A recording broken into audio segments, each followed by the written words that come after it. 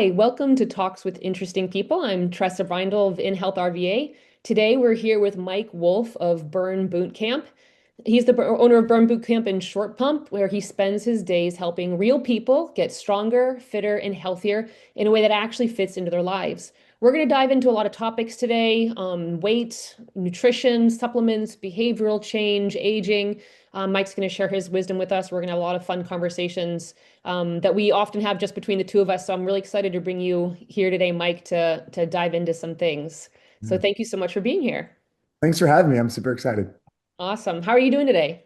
I'm doing amazing. It's a That's, beautiful day. We got a big snowstorm coming, so nervous yeah. about that. But other than that, doing great. What was your workout today? My workout today, did a little bit of metabolic conditioning at Burn Boot Camp. So that's like lighter weights, a little bit faster pace, like cardio, 45 minutes. It was a pretty good workout. So I'm feeling it now. My legs are a little tight. I believe it. And are you doing that workout and leading it at the same time for a group? No, today I trained two camps, the first two of the morning, and then I took the third one. Wow. This Yeah, is I a trained lot. it and I got to watch it and then I had to take it. So watching it for two camps is tough and then you have to do it. You're like in your head a little bit. But Yeah, that's rough. It's been an early day for you, I believe. yes, yes, always. Yeah, yeah. Awesome. Well, we'll dive into things. First, just tell us a little about you. What first drew you into fitness? And I mean, I know you from our running community and triathlon community. So, what's your journey into all of that, and how did that end up manifesting for you as an owner of Burn Boot Camp? Yeah, I mean, I've been an athlete kind of all my life. That's kind of a normal story. I know you have as well. Been an athlete all my life. For like the last 15 or 18 years, it was mostly endurance sports like running and triathlons and Ironmans. And I always wanted to get into like coaching, and I didn't really know how to do it. And then my wife took a job as a lead trainer at Burn Boot Camp. And I was kind of like the HR person. She would come to me and we talk HR and we talked about Burn all the time. And then there came an opportunity to buy one in Short Pump, and we actually opened one in Mechanicsville. So now we have two.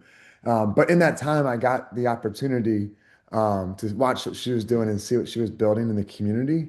And I kind of fell in love with it. So when the opportunity to buy one came about, we agreed to do it. We jumped kind of off the deep end. I was still working full time, but we opened up two burn boot camps almost at the same time. We bought one, we opened one. What drew me to it the most though was it was a community.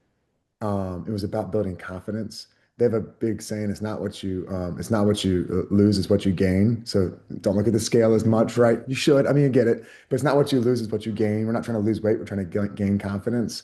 And I thought the workouts were really good too once I started taking them. So that kind of hooked me. Yeah, that's awesome. I mean, like I'll say, having known you, you're one of the most charismatic, well-spoken, outgoing people I know. I think you're a perfect fit for leading everyone at Burn Boot Camp. And I've seen you go from being kind of maybe, if I might presume to say, a little burnout on all the endurance stuff to Yeah, really like yeah. honestly maintaining almost the same level of endurance fitness by doing Burn Boot Camp, by doing more strength and hit training like that. So it's been kind of eye-opening, I think, for me and kind of our enduro junkie community to see that. Yeah, it's been really interesting to see a different side of like how you can stay in shape. And in the fitness, in the running world, it's like hit the track, right? Do some intervals, do a tempo run. And that was all I really knew. And right, I do a lot less track workouts and a lot less tempo runs and some more high intensity interval workouts at Burn. And yeah, I've been able to maintain most of the speed the last three Yeah. or 4 years. So And you annoy us, you come still out and rip it based on your burn training. So it's really impressive. But I'm also it's cool to see you. I know you were kind of sick of the enduro junkie world, so it's cool to see you get your passion back. yeah, Yeah. exactly. So Yeah. super cool. Awesome. Well, thank you. Yeah, so we talked about kind of how your journey has evolved over the years. What's the one lesson you have learned, at this point in your life, in your fitness life, that you wish you could tell your younger self? Wow. There's a lot of lessons. I feel like failure is the best way to learn. So I've learned a lot in my time, and it's mostly been through failure. I think the pressure of trying to like get a result versus enjoying the process, um, I think is the number one thing I would say. Hey, Mike, just enjoy it. I know back in I say in the day, running the marathons, if it wasn't fast enough, it was 2 minutes too slow for a whole marathon, I was so upset. And now I'm looking at it going, man, it's so cool. You get to move your body. What a Yeah. blessing, you know? And like I think looking at it through that lens and understanding that fitness is important, but the time maybe less important sometimes. Yeah. I mean, I wonder, I'm making, again, I'm just kind of checking this idea that's coming out of this, but like, has that evolved even more since the fact that you get to work with so many people? Like coming from our world, we're all kind of focused on performance. And then you get to go work with everybody and you see how much it means to do it and to get those, non-performance based gains. And yeah, so how has that evolved through being at Burn and being a Burn coach and owner? That's a great question because like in the fitness in the running world, we're all anchored to a time. And like every once in a while you find that rare soul who's like, I'm just running for fun. I want to complete the race. And you're like, that's such a great mindset. At Burn, it's funny because not everybody has that. They're not anchored to a time. They're not anchored to how much can I lift or how many pull-ups can I do. They're like, I want to be healthy. I want to pick my grandkids up. I want Yeah. to be able to play. I want to be able to feel confident in my own skin again because I lost myself for the last, 10 or 15 years or however long it's been. And like the wins and the gains are significantly different than a time.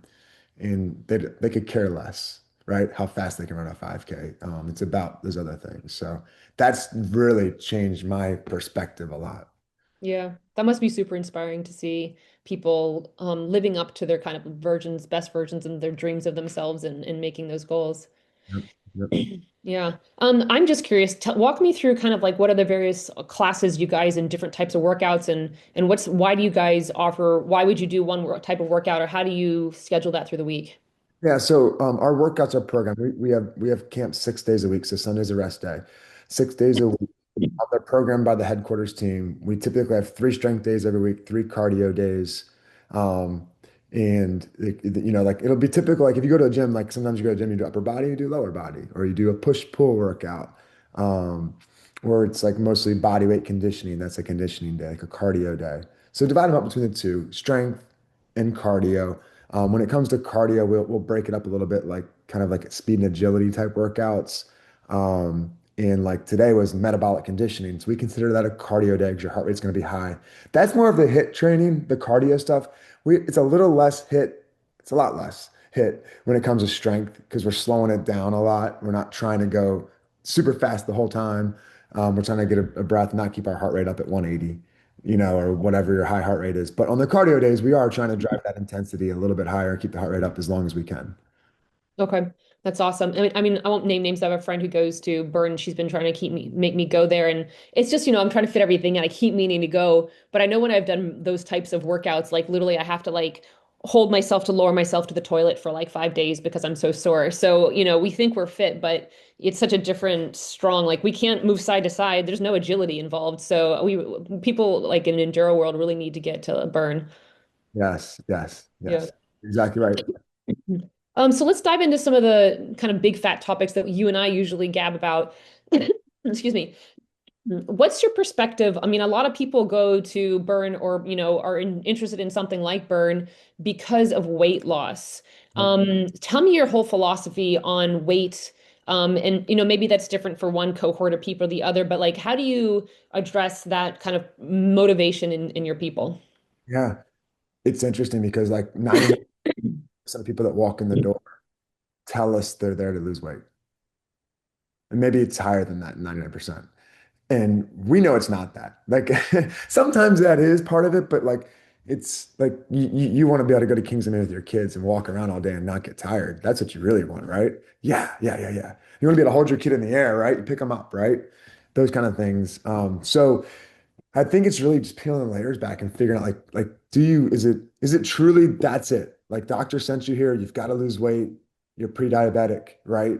There's no option. You have to get leaner. We get that. That's definitely a thing. We're not going to push that out and discard it. But I think just peeling back the layers on what are you really trying to accomplish? And a lot of times we find out it's something else. So Yeah. Yeah, I have the same conversation with people. I mean, it's such honestly an emotional topic, and self-worth topic. And so I always want to tread really cautiously around it. But I find that it has to do with having agency in your life and in your body, and feeling good and feeling strong. And the majority of the time, and not always, I mean, some people still just want the aesthetics or to have a number. But once people feel strong and confident and have agency and fitness, usually the number doesn't seem to matter as much. So I'm not sure if you find the same thing. Absolutely. Absolutely. Yeah. You're a fitness guy in a fitness camp. I know you also do a lot of on nutrition and also take care of yourself nutritionally. The age-old debate, diet versus fitness for weight loss, and I don't think it's an either or. I mean, it's just a dumb lead-up question. But yeah, I mean, what is your perspective, both maybe for yourself, but also for the people you work with, diet versus nutrition, excuse me, diet versus fitness for weight loss? Yeah. It's funny because owning a gym, I should say it's fitness. And the truth is, you're right. That's an important piece. But like the calories you burn in a normal day, like it's probably like 10% of them come from fitness. 90% of the calories you burn in a day come from, are you walking enough? Are you active enough? Like how much muscle is on your body? Because that drives your metabolism, right? Um, like, do you eat a diet that's high in protein that saves muscle? So I tend to go to the diet a little more than I do the fitness because I get a lot of people that say I'm just, I'm running miles today because I'm trying to burn some calories and like you're better off like trying to dial in your diet and diet, what's that look like? And diet doesn't, I hate the word diet. I Like do too. it's not even it's like, there's a lot of delicious food out there that's really good for you. There's a lot of food out there that's delicious that fills you up and won't leave you hungry later. There's a lot of food out there that'll change your mental state for your day and make you happier, make you, more content with life. All those things, right? So I talk a lot about diet. I think fitness is important. Burning calories is important. If you say now break up fitness between like burning calories and building strength, well, that's a different question because building strength is muscles. Building muscles is metabolism. Building metabolism makes it so you can eat a little bit more, right? So in that world, then I'm 100% on the strength side. And like if I'm trying to lose weight, get strong, cardio, good, burn some calories, right? Yeah, I find it's tricky because I mean, there's such value in all of it. I mean, obviously, I feel like nutrition is foundational, and a lot of people, I think the American diet is so conducive to overeating. Like if you get to go to Europe and you eat how kind of clean and balanced their food is, you might be still eating a lot of carbs or something, but it just fills you up and satiates you different. But it's tricky because, I find the strength is important, but the, non-exercise activity is important. And it's kind of getting the mindset around that either what's the priority and let go of the rest, or you really do need kind of a little bit of all of it. And, working with Dave Ambrose at MetaFit, RX and getting some people to do VO2 max testing, it's really opened my eyes because you have to be fit to get the calorie burn. Otherwise, if you aren't fit, you're really not burning that many calories from exercise. And so really nutrition becomes the more weighty, excuse me, that was a pun, the more impactful thing in your metabolism. But yeah, so anyway, I'm not sure where I'm going with it other than just kind of speaking my own mind. But I've kind of really realized through some of that testing, and I'm sure you see this with your people, is that, they're not elite Olympic athletes. They're not going to burn a ton of calories in an hour. So I feel like the nutrition is more important. Yeah, I'm not sure what you think of that.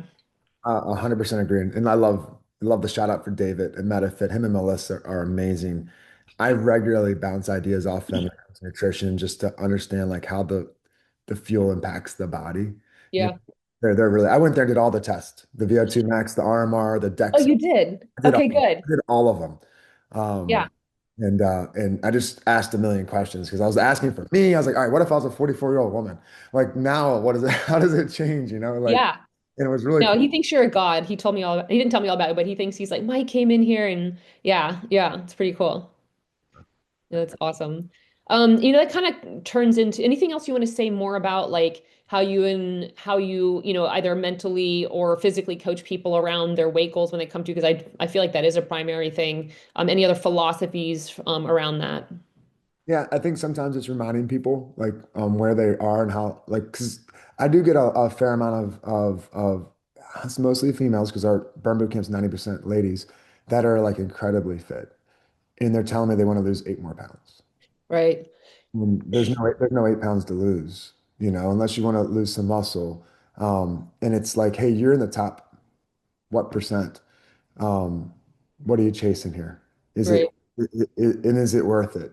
And so just like I hear those conversations too, where you gotta remind like people like if your results, if we do in-body scans, right? And they show us how much Yeah. muscle you have and how much fat you have. If your results stay just like this for the next 10 years, you are amazing. You're beating Hmm. the average every single year. Like even if you don't lose any muscle for the next 10 years, but you don't put a single pound on, like that's amazing.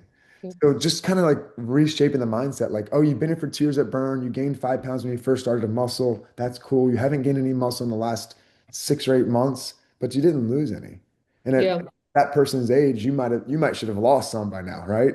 Yeah. So I think that is just reframing it so we understand like where we're really at versus where we want to go. I appreciate it. I really like hate weight as a metric. I mean, even body composition, I think, can be a bad metric because if you've gained a massive amount of fitness and you came from a place of having a very high, too much body fat, like you're never going to get down to like 19% body fat. But if you've made incredible gains in fitness, if your strength and your cardiovascular fitness is greatly improved, I want everyone to throw out their scales, period. But I appreciate that you guys like use the InBody so that people can have a better sense. Because yeah, if you get fit, like I know for me, when I am getting fit, I gain weight, I gain muscle.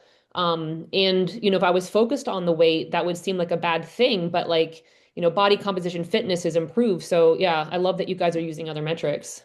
Yeah, absolutely. Yeah. So the age old, and I mean, this is different for different populations, but cardiovascular fitness, I feel like it got a bad rap, Mike. It What do has. you feel about it personally and for your people? That you coach. I think cardiovascular fitness is essential. Yeah, I say point blank. It's unfortunate to see the influencers because that's kind of where it's at right now. It's not like there's not a lot of I call them peer-reviewed, articles where people are going, "Oh, yeah, you shouldn't run anymore." Um, but I think there's a balance. I do think there's a balance, and there's a lot of other stuff around cortisol levels and things like that with high intensity interval training. That's what I talk about at Burn. We have 3 strength days, we have 3 cardio days. I recommend you hit a cardio day at least once a week.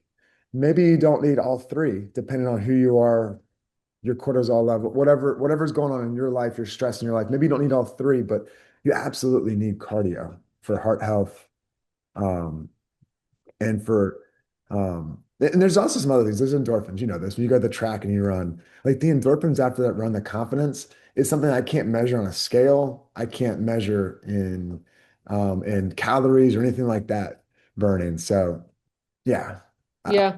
I think you need them both. I think there's some science that says strength training is the better is the better modality.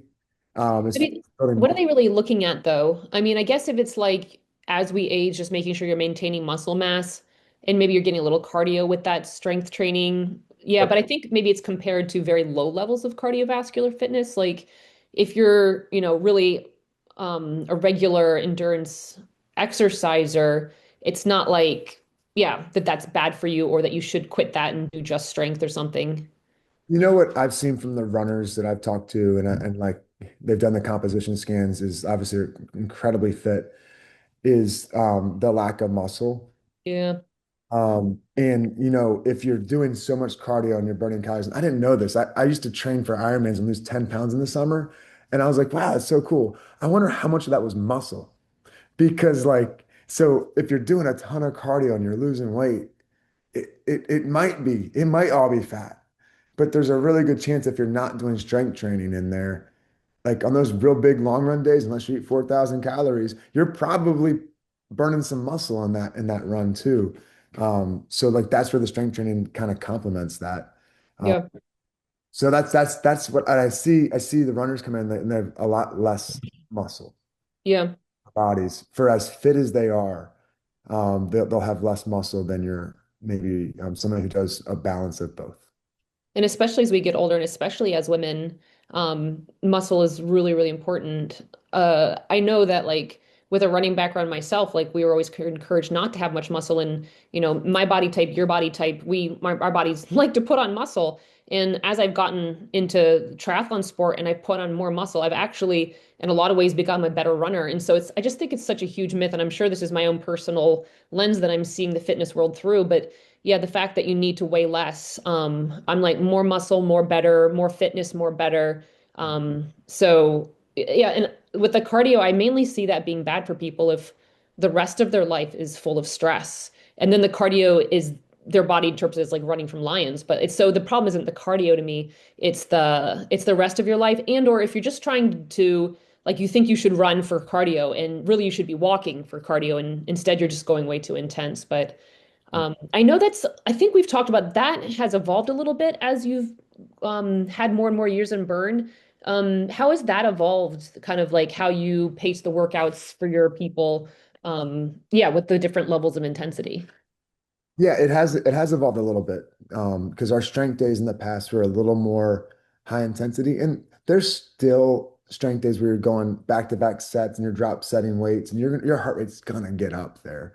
Um, but we know that we have to have some slower days in there where we call them self-paced days where you're going back and forth between two movements for 9 minutes, and your goal is to get a couple rounds of each in 9 minutes, not get 5 rounds of this and 5 rounds of that and back and forth as fast as you can go.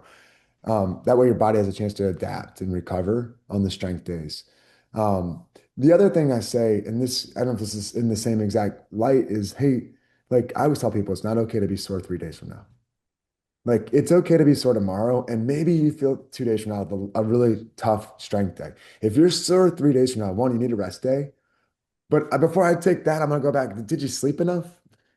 Did you drink enough water? And what's your diet like? And because I have people come in like, Mike, I'm still sore from last week, and they're holding an Alani, What's that? an energy drink. Yeah, yeah, yeah. They're holding an Alani or Celsius. I'm like, cool. Celsius, yeah. And it's 9 a.m. I'm like, have you had breakfast yet? They're like, no. No. Like, you have no chance today. Like, Yeah. so like you probably shouldn't work out. And I think that's where like the cardio can get a bad rap is like at that moment right there, like you're not in a great position to have a good workout. You're in a position to dig the hole deeper. And the cortisol, I would assume, I'm not an expert on this, probably more impacted by that versus if you got up, at 7 a.m., had your drink, had some water, had something with some carbohydrates in it, maybe a little protein, and you came in with some electrolytes in your system and you're fueled, right? Versus Preach, Mike. say what? Preach. All those things. So like, and I had a girl today, she goes, I'm doing all the things right.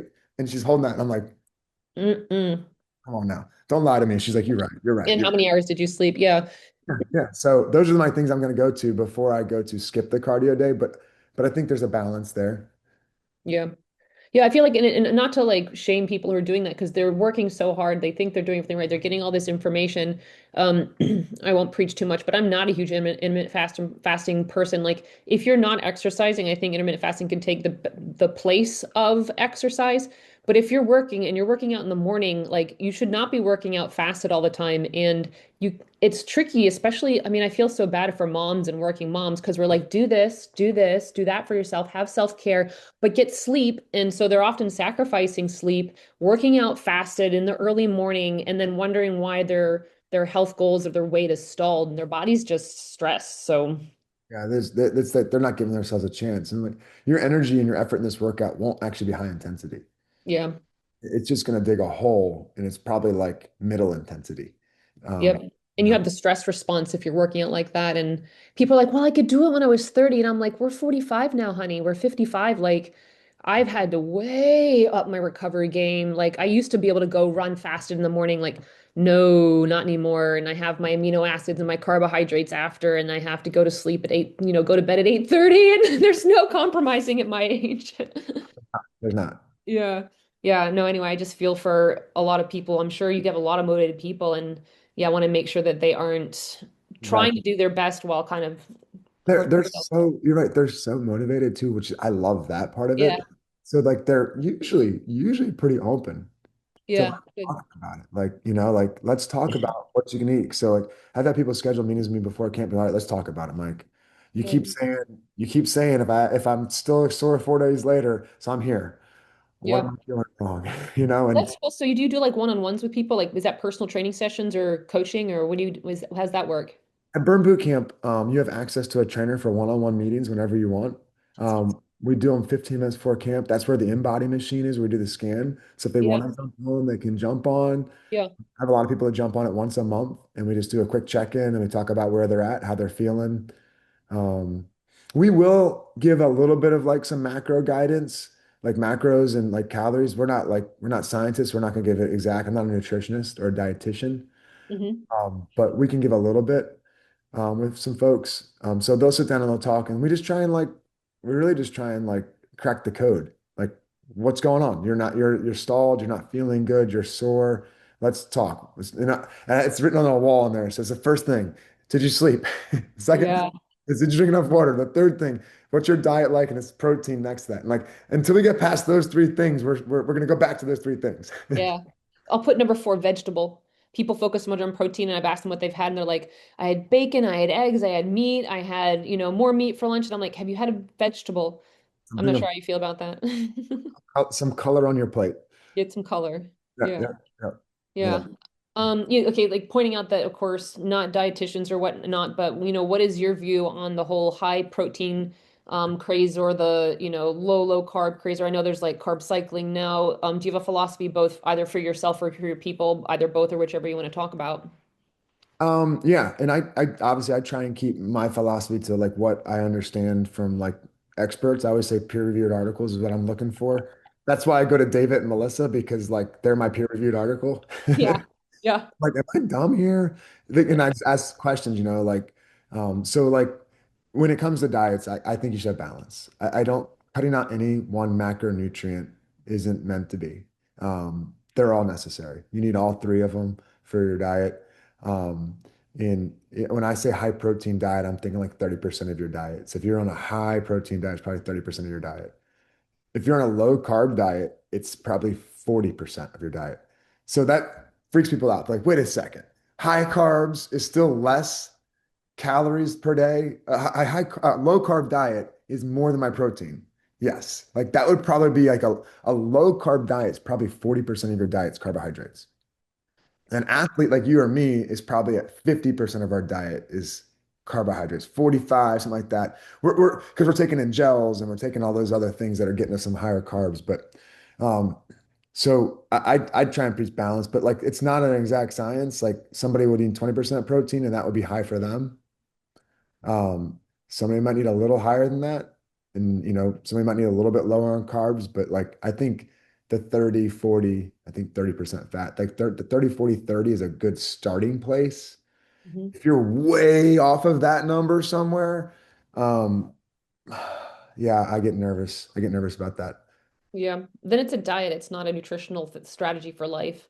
Right. Yeah, Yep. I think we both talk so wait, I hate the word diet. I try not to even say talk about diet just technically means what you're eating, but I'd rather say like nutritional strategy. I Um, call it fueling. I say your fueling strategy. fueling. I like it. I Or like fuel. that you said all macros are important. Yep. Yeah. Yeah, and that's another reason why people might not tolerate cardio or be stressed out or poor recovery is the low carb, high protein thing is you got to fuel if you're going to exercise. So Yep. Yep. Yep. that's awesome. Um, let's see. Yeah, what's your philosophy on supplements and in either in your own life and or the general public or your people Yeah. you work with? Like I'll give you an example. I'm pretty high level. There's like I don't know. I did some research. There's like 7,000 supplements at GNC. Like 7,000 supplements at GNC. So there's a lot of supplements out there. At Burn, we use five of them. So we have a pre-workout. I should list this in order that I think the most important. We have carbohydrate. We have a protein powder. We have creatine. We have collagen. We have electrolytes. That's not the right order because electrolytes are probably first. And then we have pre-workout. So we have five pre-workout, collagen, creatine, electrolytes, and a protein powder. Those five. Um, None of those are as important as eating a healthy diet. Like they're just not. Like if you're like, what do I need to do? Eat some chicken and have some vegetables. Yep, yep. And people over there looking at the wall, like, is this one gonna fix my energy? Like the one that kind of is the most contentious for me for burn is the pre-workout. Yeah, Um, what's in your pre-workout? That's I want to hear. it's 40 grams, it's only 40 milligrams of caffeine. Okay. There's no B12. It's one of those powders that looks green, so there's no like artificials in it. It's a good pre-workout. It's a clean pre-workout. It's not Yeah. like hyper, like crazy, like what you think if you drink like I think of as people don't think Celsius is a pre-workout, but Celsius is very similar to a pre-workout. Um, on speed. yes, on speed. Oh God. Exactly. Yeah. So this is like a fifth of that. Um, Yeah. but like I don't recommend pre-workout first. The best pre-workout I would recommend is eating. And sleeping. Yeah, carbs. Yeah, and sleep. So Yeah. give me a pre-workout on like a carbohydrate, applesauce. Yeah. And Yeah. if you need a little more of a pick me up, maybe go with the pre-workout. But the protein powder I think is important as a supplement. I think collagen definitely has a place. Um, to me, I know you and I talked about creatine a little bit. There's a lot Yeah, of tell me your take on it and what you find it most valuable for. so creatine, the number one thing that like I'm seeing when I go through the articles and read is it helps your body hold a little bit, helps your muscles hold a little bit more water. And it's interesting because when you do an in-body scan for somebody and you put them on creatine, a month later, there's an absolute change immediately. Their muscles, the machine will say their muscles are bigger. Uh, Mm. and that's because muscles are made up of water. And now you're, and it's, so it's a fact that's happening. You are actually holding more water in your muscles. So, but there's a whole bunch of other benefits. That helps with lifting, helps with gaining a little bit of muscle, helps with retaining muscle. But there's a lot of other research around like the cognitive effects of it, even like impacting like even impacting things like Alzheimer's disease, like Alzheimer's and things like that. Um, so like creatine is one of those things I told my mom to start taking. Like it's the one supplement I'm like, man, I haven't read many bad articles on this one. I don't think I've anything recent. I haven't seen anything on it. I think back in the day, and you and I, 20 years ago, creatine was for bodybuilders, like you said, Yeah, to that's when I did research on it. It was all about your 10-second power, your max power lift. yeah. Yeah. I would say that's not even like a reason to take it. I mean, I'm sure that helps. It probably helps with that I too, mean, but not for most people, yeah. For that's for the most of the people who are taking it, that's not their goal, yeah. preserving lean muscle mass, if you and obviously preserve lean muscle mass, you're going to have a better bone density. So if you're osteoporosis, some of those things, like I think is really important for brain function, for clarity. There's a lot of research now coming out like that. It's not like a workout supplement. It's a supplement. Do you think the creatine works as well if you're not exercising? Yeah, absolutely. Okay. Yeah, Yeah. that's what I'm saying. Like I would recommend it to somebody who doesn't work out to take creatine. Um, If you want to share, you don't have to. What supplements are you taking? so it's funny. Every morning I do a coffee with a scoop of protein powder and a scoop of collagen, Hmm. and a scoop of creatine. So it's all three of those in my coffee in the morning. That's before you work out? So a lot of people can't do that much protein because collagen has protein in it. A lot of people can't do Yeah. that much protein in the morning. Yeah. I've gotten used to it being an endurance athlete, having to eat while I'm running. So Yeah, I is that before a cardio workout too? Like before your intervals, you would take that much protein? yeah, I wouldn't do it like 30 minutes before, 20 minutes before. So Okay. when I gonna like, but I would say almost every single day, like I'm taking it.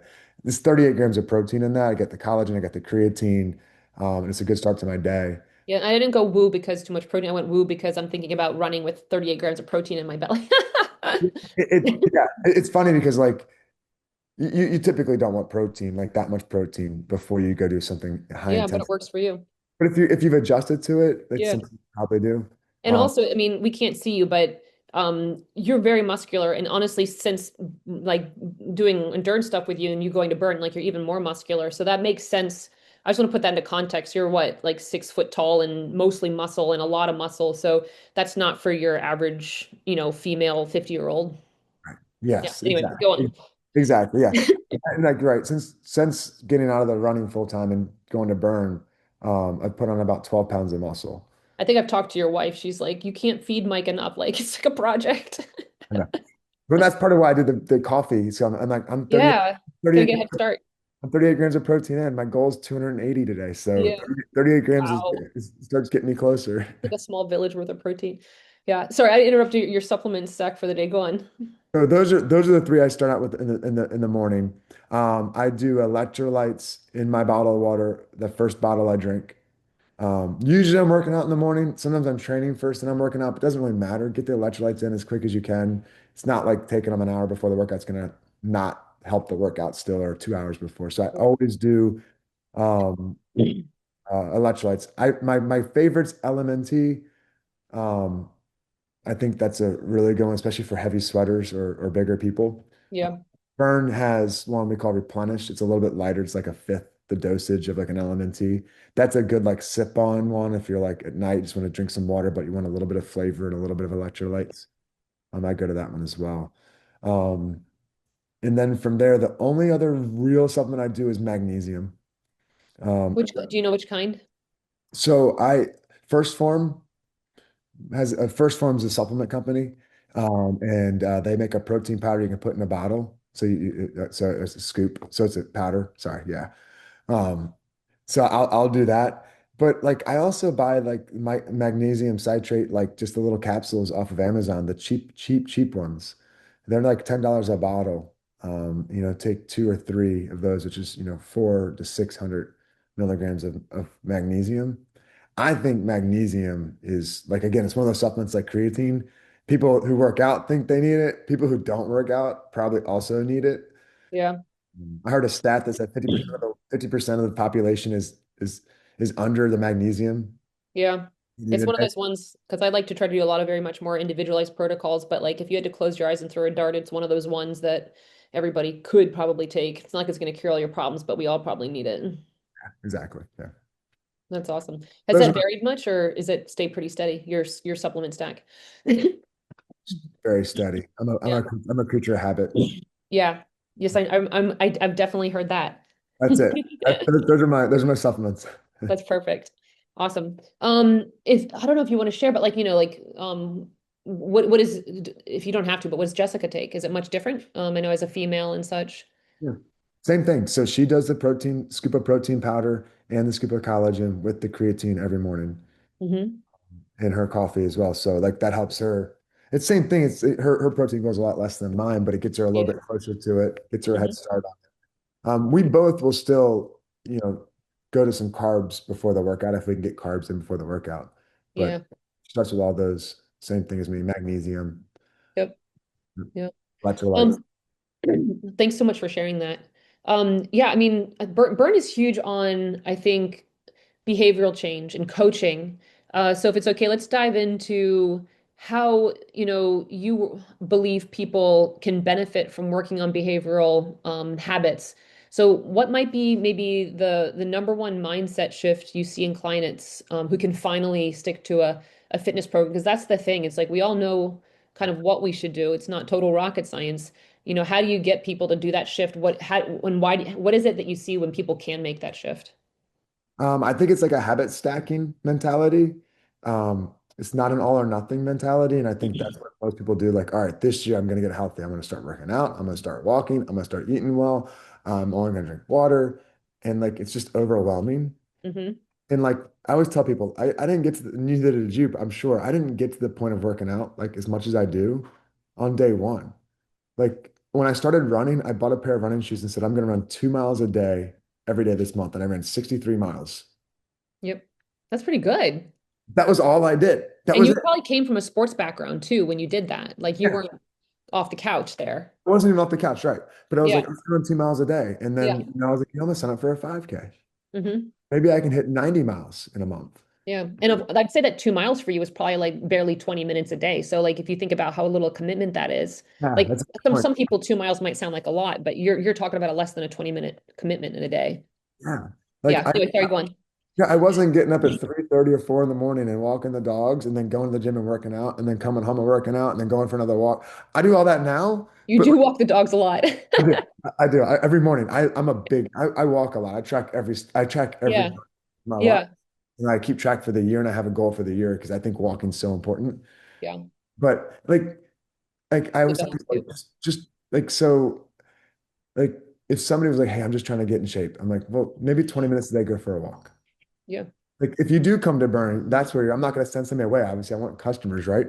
So it's going to be like, hey, like what's 2 to 3 days a week look like for you coming here? Yeah. They're like, well, what should I eat? And like, what's 2 to 3 days a week look like for you coming here? Let's do one thing. Let's just Yeah. do one thing really well. And then if we're going to try and help with some nutrition, let's talk about sleep.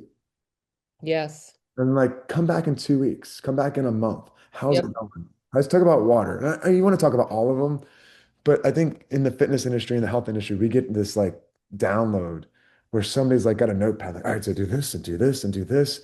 Yeah. Overwhelming. And like, so I would say habit stack. I would say do one thing, then do a second thing, Hmm. then increase it slowly. Yeah, that's what I, Habit stack, preach. That's gonna be my, I'm just like, yeah, just keep preaching, Mike. Yeah, and I think what the frustration people have is they want instant results. They want results yesterday. And so what you're telling them is you can't make all these changes. You're not going to have success. You're going to get frustrated. You're going to rebound even if you lose weight or gain whatever. It's going to be hard to maintain that. And so it's kind of like we have to have patience for that long-term success. Yeah, and people always come in. I mean, I see you probably see it too with I want to lose weight, and you're like, okay, but you need to sleep. Like we can't even talk about weight. We can't even talk about fitness. Like, you need to drink water.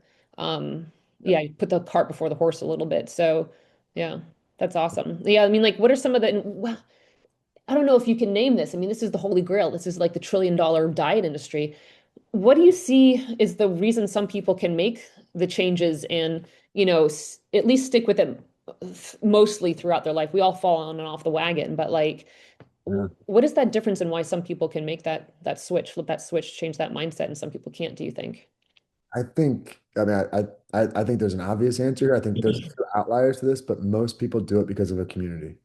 Yeah, amen. Preach. Like, find somebody like you. You Yeah. always say when your habits change, you may lose friends. And like, I'm not trying to say lose your friends, Yeah. but like, go find yourself a community. Like when we used to run downtown, man, that was awesome. I like We it, miss you, Mike. it got me up at 4 a.m. I'm like, I gotta go because they're down there. They're running today. And I already told them I'd be there yesterday. And if I said I'm gonna be there yesterday, I'm gonna be there. Yep. That that's I think so. If you want to start eating more protein and you're gonna start tracking it, find a friend and text each other at night. Get on my fitness pal and follow each other Yep. and do it with somebody because there's chance somebody else out there wants to do it with you too. Yep. And like that's where like that's what I like most about Burn is like when they come in, like we have people say all the time, and it gets me emotional too. They come in like I can't Yeah. lose weight, and I found a community, and I'm like, ah, Yes. you're in. Amen. And once they Yep. find their person, they're like, well, Kelly said I can't skip today, and I'm like, yeah, Yep. yeah, you're right, you can't. So Yep. that Oh that man. that's his music. So I get chills. I mean, think about it. I mean, like, and I say we miss you, but I mean, like, you found a new community. Like, I know that like both of us are extremely motivated to do our own personal fitness stuff. yep, But I always say, like, whatever level of dedication and ambition I might have around that, I wouldn't do somewhere between 50 and 70% of what I do if I didn't have all the people that I have to meet that have crazy ideas. And I'm like, oh, I want to go do that crazy idea with them. Um, yeah, yeah, yeah, so just for the habit thing, like don't rely on internal accountability. Find friends, make it a hobby, make it a friendship. yeah. One of my favorite is like go walk and talk after work. It's therapy and exercise all in one. It'll save your life in three different ways. Yeah. Love it. I'm still trying to run and train. I was talking about training for a marathon, and like Yeah. it's so lonely, Tressa. Yeah. I know you're busy in the mornings and like all us working stiffs work No, out in the morning. I know. And like I go out for these runs, I'm like, it's just somebody was here with me for I this. see you doing these long runs by yourself because I follow you and like, and I just am like, how do you even do that, Mike? That would be, I love my Saturday morning running community is like my church. It's my family. It's the highlight of my social life. And I would hate running that run on my own. I wouldn't do Oh, it. I don't think the average person is going to do that. Like at this point, I've been doing it so long, it's become a habit. But Yeah. like out the door by myself, like if I can get anybody to meet me to start the run, I'm like, come run 3 miles with me in my 15. That way I start on time. Yep. Just something to get you out. And the same thing with everyone else. It's like just whatever you need to get you out the door to get started. Because once you get started, there's an infinitely more chance that you'll finish. It's getting over that hump. What did I hear the other day that the heaviest weight you'll ever lift is opening the door or something like that? Like it's just to get to the gym or get to the workout. That's the heaviest weight or hardest part of the workout. Yeah. We made a commercial about that at Mechanicsville. Oh yeah. Ad and said like the heaviest weight in this building is that front door. Just Maybe grab did you it. tell me this then? Is that where I got it from? I know, but just grab it. Like it's the hardest thing you're ever gonna do is move that handle. Like just grab Yeah. it. Let's go. Yeah, I mean, I'm supposed to do something after work, and if I weren't meeting a buddy, absolutely not. I've got a jigsaw puzzle over here that's looking really good. Like, But you made but a honestly, commitment to somebody, right? you what? You made a commitment to somebody. Now you're Absolutely. Well, and it's my social. It's my buddy, it's my friend who I'm looking forward to see. Like, and it's not like we've ever just sat down and hung out. That's weird. That's awkward. Like we work out together and tell each other our life stories and I don't know. So I feel for people because sometimes I talk to people and they're like, no, that's not motivated and I don't want to be with other people. I'm more of an introvert. I feel I don't know how to motivate those people, but like if you have any desire to connect with human beings, to me, that's the number one habit changer, life changers. Find yourself a community like Burn or like our groups have done for us. Yeah. Agreed. What do we do for introverts, Mike? I guess they don't show up at Burn in our other fitness groups. It's funny because I'm an introvert. Shut up. It's probably classified as an outgoing introvert. You're an So extroverted introvert. Yeah, no, I can see that. I can see that. You're extrovert, either on or extrovert. off. Yeah, like I turn off, but like look, like if I'm gonna run, I know I'm gonna need people to help me. If I'm gonna Yeah. work out, I'm gonna hit goals, I'm gonna need some accountability. So I'm gonna find people to do that. But Yeah. even the introverts that come to Burn, they find other introverts. Yeah. And like, so we try and identify that on the floor. Like, because your extroverts stand up front. They're like right there in your face, they're jumping jacks. The introverts in the back, sitting against the wall, quiet. But there's multiple. So you try to introduce them to other ones. Yeah. And there's a misnomer that introverts don't need connection or people. So for an introvert, it might not be making this their social hour and being super outgoing, but they still want to see or be around people occasionally under their own choices. And no one's, not no one, but we're all a mix. We're all somewhere in the spectrum. It's not like there's 100%, everybody's 100%. So yeah. I mean, whether it's dancing, whether it's the James River hikers, yeah, find yourself a group and that transition of like it sucks, it sucks, it sucks until you've created the roots, until you've created the community, until you've created the fitness too. And then yeah, you'll never lose it. Yeah. Anyway, I appreciate that because that is what Burn is, I know for you and for so many people and for the people who I get to work with who go to Burn. It really is the community. So that's honestly that's probably the biggest message we've said so far. Yeah. Let's see. Yeah, maybe we'll go up to here. If you could change one myth the public believes about fitness or nutrition, what would it be? There's a lot of them. So, Um, well, the first thing I'd say is get off Instagram. well, that's yeah, but except for watch you. So You're for very entertaining. for everybody. And look, there's some I follow some people on Instagram I think are fantastic, and I think they're educated, and there's a lot of folks that are obviously giving advice. So I think, but I do mean that. Like that's probably like when we go there, a lot of times we're seeing things that aren't real. Yeah. Seeing even AI generated things where like it's setting a bar and a standard and an expectation, and it's not realistic. And like, look, I know there's 44-year-olds that have chiseled abs. Like, I get it. I get it. If you don't have chiseled abs right now at 44, you're probably not going to. Yeah. So like I think the realist and then but then somebody shows you a 6-minute workout on Instagram and says, just do this for like the next 6 weeks and you're there. I'm like, No. Well, so not to mention you don't know what horror stories this person's doing to themselves. Maybe they're naturally that way and they've been that way since forever, or maybe they're doing horrible things to themselves to get that way. there's a lot of people that genetically aren't doing anything wrong, doing everything right, working out hard, great diet, all the right things, and they're that. And there's some people that are getting there, and they will tell you how bad they feel all the time. Like bodybuilders and like talk to them all the time. I love chatting with them, like the cut and Yeah. the bulk and like what they go through in the cut to lose the weight. Oh my, no, thank you. Very unhealthy. Yes, not good for your body. And Yeah. especially, I mean, I'm not a female, but even more so for the ladies out there who are Yep. having like, um, you know, everything's inconsistent, right?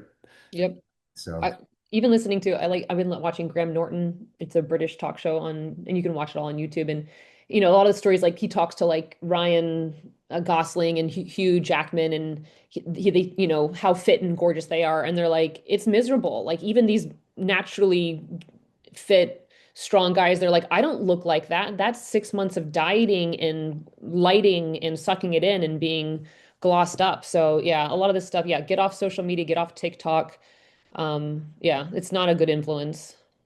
yeah, so that would probably like that's probably a big myth is like that what's actually attainable maybe and Yep. realistic. Um, I don't know if I've told you the story. I kind of talk. I used to live in a one of the fittest cities in the country, if not the world, and I belonged to a gym. It was a nice gym, and it was full of women, and men, who did nothing but train for hard endurance events and work out as a lifestyle. Like this is the fittest city in the world. Ain't nobody looked like what you see on social media. People weren't ripped, people weren't cut. They were 5'5". They had flesh, they had boobs, they had muscles that weren't perfect. Like I was in the locker room with 40 naked women and nobody looked that way. And they were the fittest people. Anyway, so yeah, preach about getting off of the social media stuff.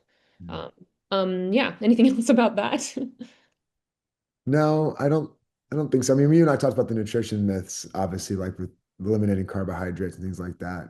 Yeah, And like, 'cause I think those are I think that's a given. Like if there's a lot of fads out there, right? And just trying yeah, to understand, is this a lifestyle? You think about like keto, ketosis, and I get it. I get it. You go into it, you can lose weight quick, and maybe somebody could use it for some period in their life, but that's a diet. It's yeah, not a lifestyle. Uh, yep, the people that go into it see amazing results a lot of the time.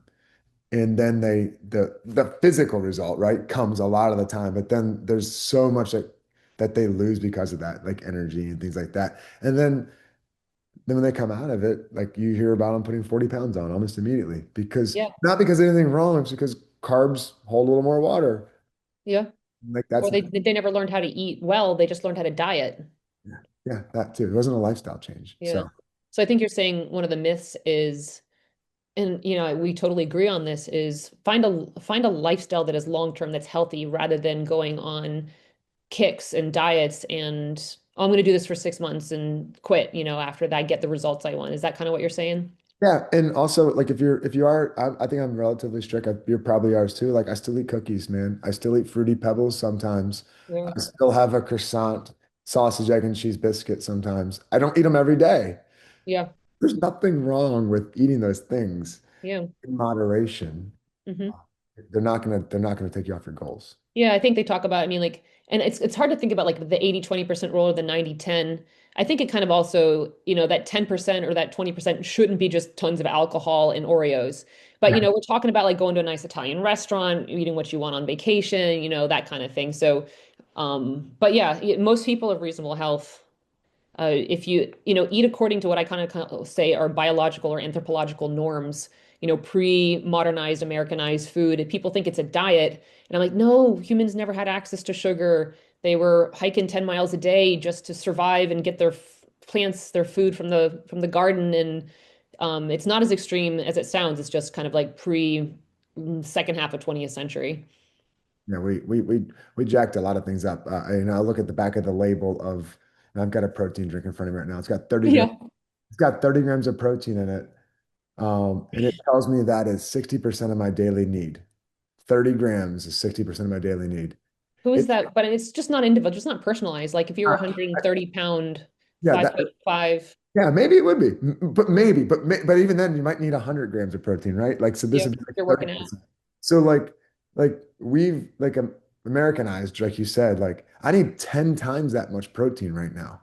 Um, and we've Americanized this so like that I'm being told, no, go get more bread because you need, Oh, you the know, food pyramid thing. because that's what we've kind of Americanized, right? So like, Corn and milk and steak. yeah, I'm just I every time I see the back of a label, I'm like, it just reminds me like this is what people have been raised on. What are the other ingredients in that protein shake? I got it. It's a Chobani. Oh yeah. So I just did Chobani 30 grams. Look, I would love to eat chicken all day long and meat all day long and the healthiest possible proteins, but in the absence of that, I'm gonna get protein in. Yeah. So I think a Chobani is a great option for that. So it's got a little bit of carbs, 17 grams of carbs. It doesn't think that's very high for my daily intake. I think that's only 6%. 6. Wow.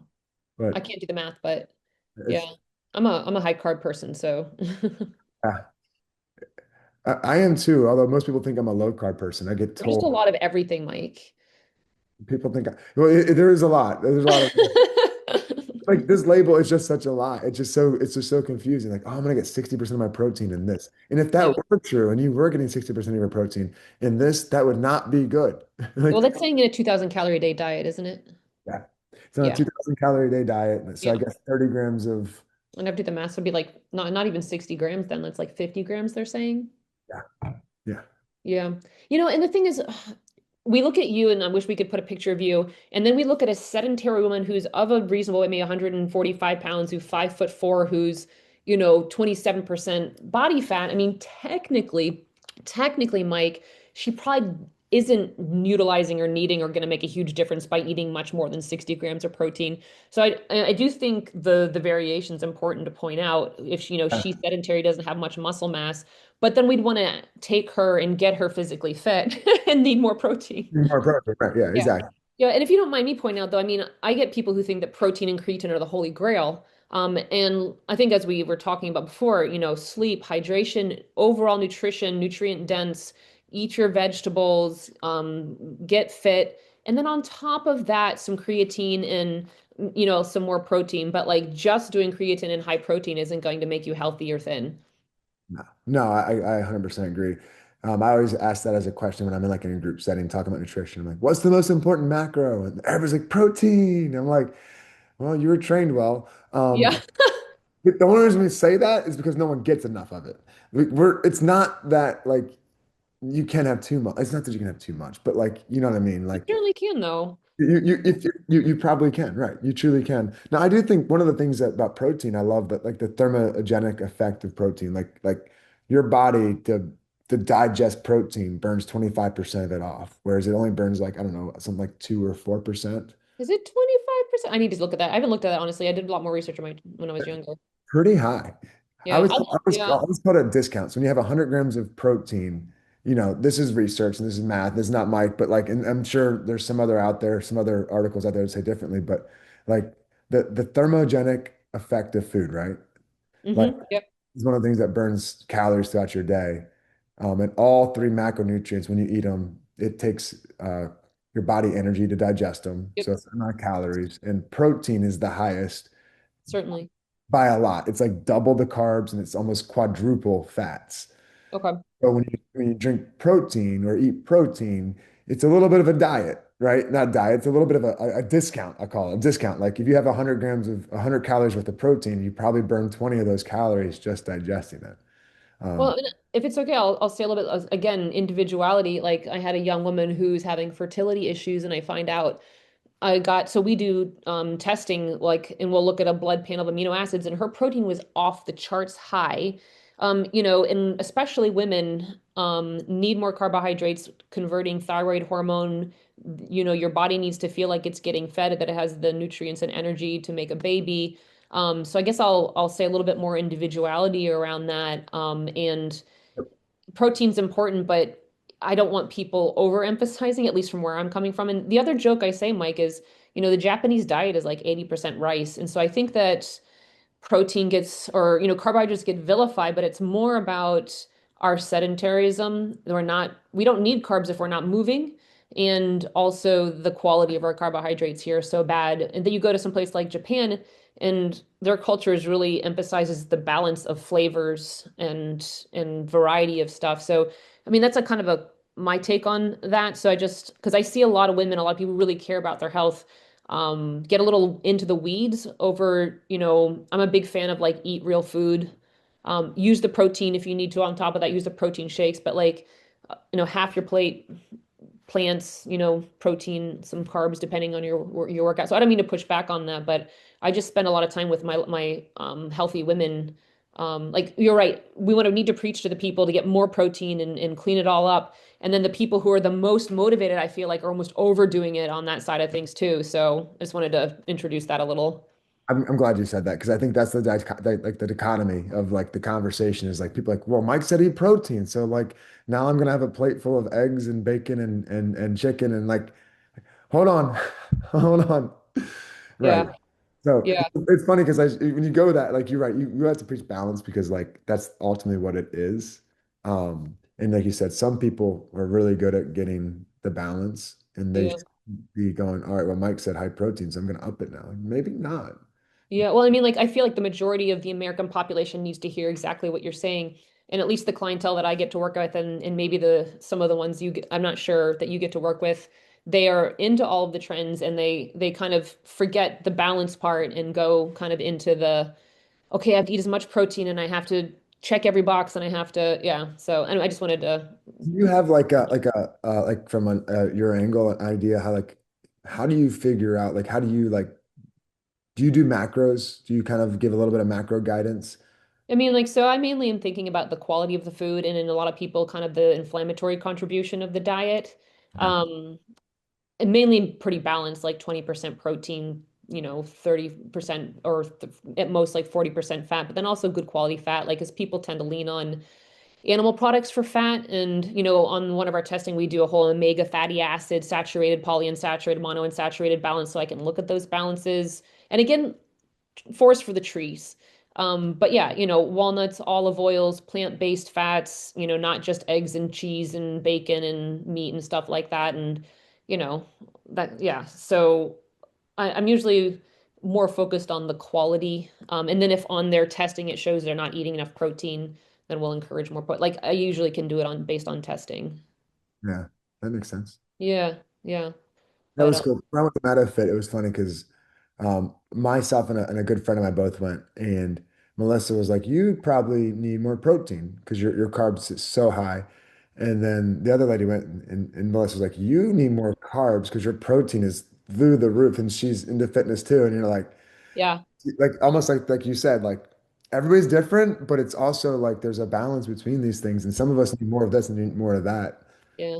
I feel like I know I do this. I try to be aware and not do this, but like the topics that have impacted me, like my family was really into weight and, so I'm really anti-dieting and all this stuff. And, Yeah. um, I need tons of carbs. So I'm like, stop thinking that everybody needs to be low carb and high fat. And this is all the science behind it. And I feel like we could post a picture. I just feel like we need to like know your metrics, Mike. Like you have so much muscle. So like, protein is so foundational for you. Like you would be tired and not recover if you weren't eating massive amounts of protein. I like to remember the individuality of it and you've really opened my eyes to look at the creatine and more of the cognitive side of things because I'm more based in that research from when I was younger. But yeah, foundational, eat, sleep, hydrate, stress management. We talk about the foundations and then everything else on top of that. But like burn and what you do is one of those foundations. So I would love your professional opinion on creatine as you do like look at like some of the more recent research. Give me like your take on it because I think that's what is interesting to me is people like yourself, like David, like Melissa, that can go look at that article or that research and you interpret it I think even better than I do. My job as a certified personal trainer, my scope is to take what the experts are saying and help people who are normal people understand it, right? you do a great job. I don't create the information, but sometimes taking what the experts say and hearing it from as a filter through someone like yourself helps me understand it better.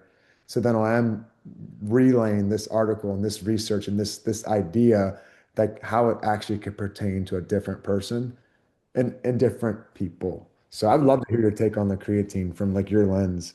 Well, I mean, you do a great job of translating that into action and use like you are such a good you can connect with people and get the message across and motivate. I mean, that's I think almost more important than as long as the science is sound, which you do practice good. I mean, that's really nice of you to respect my opinion like that. Honestly, I need to book more time because it's such a popular supplement. I haven't had a time to do a deep dive in a while. I mean, but the thing I like creatine, bioidentical hormones, people are like, what is the supplement for anti-aging or heart disease or bones or Alzheimer's, dementia? And I'm like, fitness, sleep, and nutrition. Like, I don't care if you take creatine until you're 95. If you're not doing the other things, Yeah. like, yeah, Yeah. so yeah, I would like before you spend, 40 to 50 years on this supplement that has this connection or this correlation in mice or even human studies, like walk an hour a day, lift weights 3 days a week, try to sleep 8 hours a day. Yeah, everything else is, just, sprinkling on top. So. I guess it depends. Like, if you have a really, really strong family of Alzheimer, really, really strong family history of heart disease, then we need to get more granular. But for most of us, it's the foundations. Yeah. You let me Agreed. know what your mom thinks. Yeah. She loves it. She's been doing it for a long time. So What has she noticed? So the muscle. Yes. Um, so she was Man, maybe I should try to. I've resisted it for so long, but I don't want to gain like 6 pounds of water. Anyway, sorry, go on about your mom. so initially you're gonna hold a little more water, and then Yeah. your body will regulate a little bit. Mhm. But so she's an endurance athlete too, marathoner. Oh, I know that. She's doing I Boston. know that. Sorry, I've met your mother at a race. Yeah, so she started doing burn. Now Badass. she's a Yeah. trainer at burn. And it's crazy looking at the photos of her from like, some of our first Ironmans and races, 5, 6, 8 years ago and seeing her now. Like, Mom, you're getting jacked. Like, Yeah. She's um, doing burn, right? she's doing burn, right? That's So so she's strength cool. training. But to your point, like strength training first, right? So like I think everybody can use creatine, 'cause like you said, like I'm not a doctor. I'm not prescribing medicine to people. Not And an like you said, MD. I could close my eyes and throw a dart at a board and you probably need magnesium. And I, Yeah. I feel the same way about creatine. That's how I feel about and magnesium. I feel the way of those, but um, so like you're right. I wouldn't prescribe creatine as a way to solve your problems. Like go work out, eat healthy, Yeah. drink water. Those are the things you should all be doing. She's doing all those things. But even if you weren't doing those things and you took creatine, I think it'd be great. Yeah. Not going to make you live to 95 because you're right. The number one reason Well, who knows? yeah, the number one reason for mortality is because people, their legs are too tired. They can't get themselves up off the seat, Yeah. toilet, and they end up going to nursing home. They stop walking, and then you know, Yeah. Nature's not kind as we get older. You got to use it or lose it. Yeah. Any other final messages? The question I've written down is, what message would you give someone intimidated to start their fitness journey? Because, you and I, we both preach. I mean, people want to do supplements or, hormones or like, what's the secret? How do I age well? Cosmetics things. And I'm like, look at a 70-year-old who exercises and one who doesn't. So, how do we get people motivated, Mike? What are the main messages to get people to start or stay on their fitness journey? yeah. I think we said it a couple different times. The community piece. Find somebody to do it with. Hmm. Like I think that's what I've got at Burn. I can when somebody comes in, I can hook them because they'll find somebody that looks just like them that came here for the same reasons. Yeah. And then they become best friends, and it happens all the time. Happened in Yeah. the running club. Like we all just kind of gravitated, right? Like I didn't show up because of you. I Yep. was like, Tressa, she's my people. And like now I'm like, she's doing workouts. I'm going. So I think that's the message I would give is like find a community because that community provides motivation. Motivation comes and goes. You Yep. cannot rely on that. But a friend will help or a community will help with that. So I think that would be my message. And start slow. And just start slow. Do something. Is it 20 minutes a day of walking? Do that for 2 months. You're gonna have so much more confidence that you're gonna like, let's take on 30 minutes a day. Yep. And then it turns into, I want to run. And then it turns into all these other things, but start slow if you have to. Oh, I appreciate that so much. There's so much value in everything you said, and I don't know, I just want you to keep preaching. But it's about time for us to wrap up. I could hear you talk all day. Yeah, so go check out Mike. What's your handle on Instagram? It's Mod Up Mike, MODUP. MODUPMIKE. Okay, that's great. Is that where you're doing your videos? Because I know I follow you, but I never paid attention what the handle is. So it's Mod Up Mike. Or you can Yeah, look at like or you can follow us on Short Pump Burn or Mechanicsville Burn, the Instagram pages. You'll see my face in there quite a bit. that's Uh, awesome. but yeah, Well, I hope to see more of you. We'll coordinate some of those other things we talked about. never getting you into burn. I need to get to burn. Let's do that too. Yeah. Yeah. What time do workouts start? I don't like getting up before 5:30 in the morning. 5:15, there's 6:15, 6:15. 7:30. I could do 6:15. Yeah, that'd be great. Okay. Awesome. Well, thank you so much for your wisdom, your time. You're just always such a good personality and great to talk with. Hope to get to see more of you soon, Mike. Thank you so much. Thanks for having me. Yeah, appreciate it. I'll talk to you soon.